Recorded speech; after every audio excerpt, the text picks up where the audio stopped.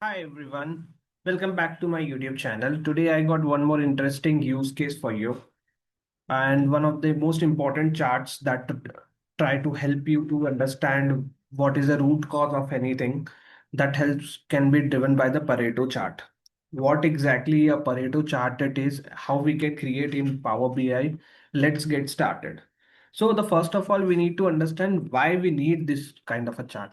So let's say you are a category manager and you want to understand like which are my top products category or products which are contributing almost 80% of the sales, and that helps him to strategize his more of his marketing expenditure. So that's where the Pareto chart can help. The another use case is like it generally Pareto chart says that 80% of a problem caused by the 20% of the things. So in that way also you can use this kind of a chart that can solve your problem.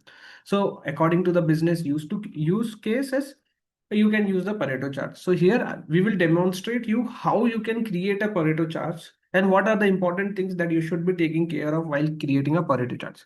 So for this, I have taken a very simple product revenue category data sets, which is nothing having some different products, having some revenue associated to that, and the category which are currently it is based out of.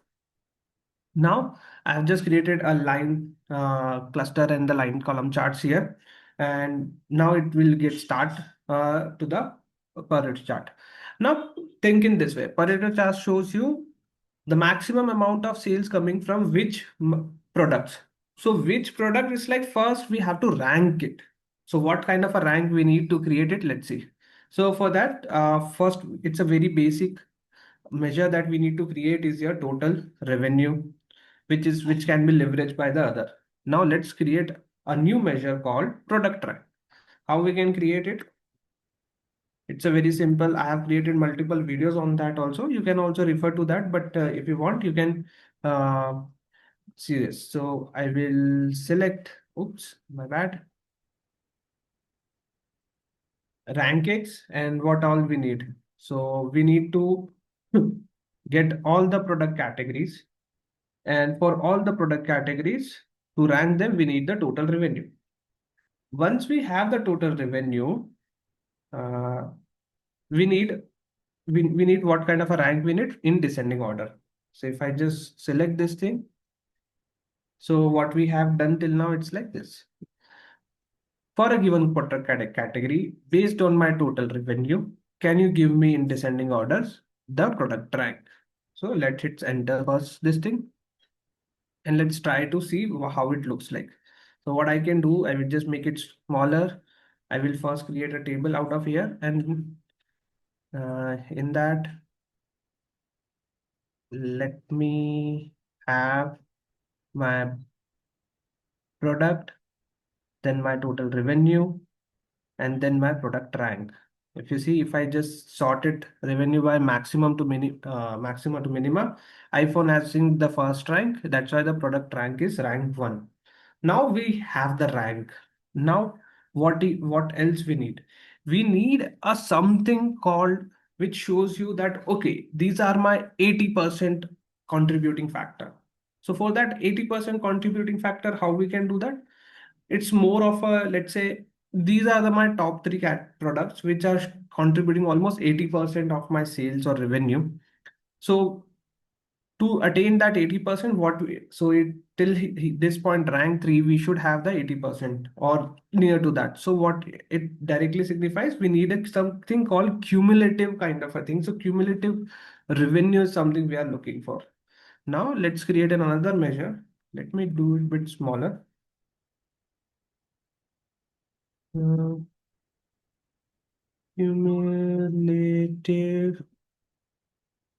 revenue. What we need a one variable which will give my current rank. We already calculated my current rank. Wait, and rank equals to product rank that we have. Now we need to a return statement. What we need? We need for every rank we need to sum it up cumulatively. So we need a sum x where it will get my bypass my one rank, take a sum, then bypass that previous rank and take the sum of all of the current versus previous. So all sales, we have a product category. Let me close this bracket. Then we have what we need is like product rank, the current product rank. Let's say for phone case, my product rank is 7. Then we have to go to the previous rank. What I have created here, just a second. I have created this variable, so I will just use this one. And once it's done, we get it to the current state. What we need is my total revenue to sum it up. Total, wait, I have done something wrong here. Okay, my bad. I guess we missed one thing. What we have missed, if you are able to correct, see, we are using the sum x. Okay, if I just put a comma, sum x needs first table.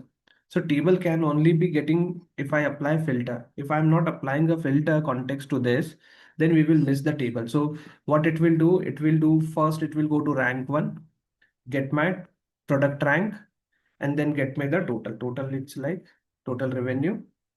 And so I can explain. Go to rank one, get the total revenue. Then it will go to rank two, then take a revenue of current rank versus my previous total. Current rank revenue versus the previous version. Then it will go to rank three. Then it will take the sum of the previous two. So like this, you will get a cumulative rank. I can also show you here. So let me do here one thing. In this, I will place my, if you see 9,000, 90, actually 9K plus 5K comes to your 14K like this, then 14K plus 5K, 4K comes to your 18%, 18K, 180K. So like this, actually you will get a cumulatively uh, increase in the total revenue.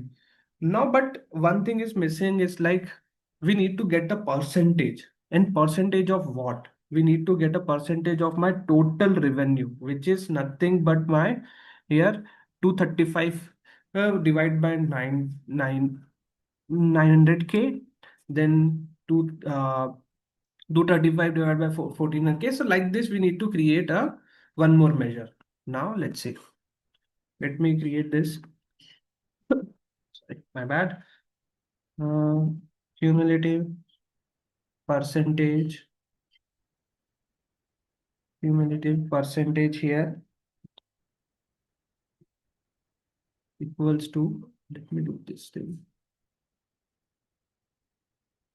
divide. My numerator will be my cumulative revenue, because let's say this is this value divide by my total revenue. Total revenue, which is nothing but this. How we can calculate? Let's see.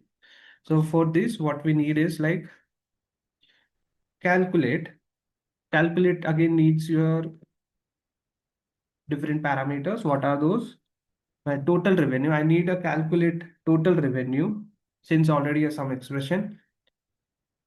Bypass my all the product category, whichever the filters I have applied, and then give me the total revenue. And if I hit enter, we need one more, this. So I have the cumulative percentage here, and I will use this thing here. If you see 38%, then it contributes 60%, 77%. There you go. So Samsung, till these three products are which are almost contributing almost 77% of my total revenue. And this is what we are going to use in our Pareto chart. So let me do a bit of formatting. Let me remove this. So one thing prerequisite of Pareto chart is like we have to sort it by the largest revenue value, and then I will use in the line chart here, secondary line chart. If you see, this is the way. So till 77% of my revenue are covered by these three categories. Let us assume this is a root cause analysis. Let you can say you are in a manufacturing sector where you see a lot of losses for a given product. So you can also say these three products, and these are the loss. Let's say it's a loss in hours product. These three alone product contributes almost 77% of loss hours to a company. So this is how business used to use cases. You can change the narrative, and then it will help you to do the root cause analysis for your do. So RCA is a very important concept in the data analytics, which I guess in each and every org follow and try to identify these things. So it helps a lot to understand the concept of Pareto chart, like how to calculate the cumulative, then rank, and then how to baseline. It's either a 77% or 87%. That again, a threshold is very important factor in this. So hope till you able to follow till this points. Do mention in the comment section that what kind of a Pareto chart that you have created in your org, or what kind of a problem that you are solving using the Pareto charts. Thank you so much. Follow for more Power BI updates.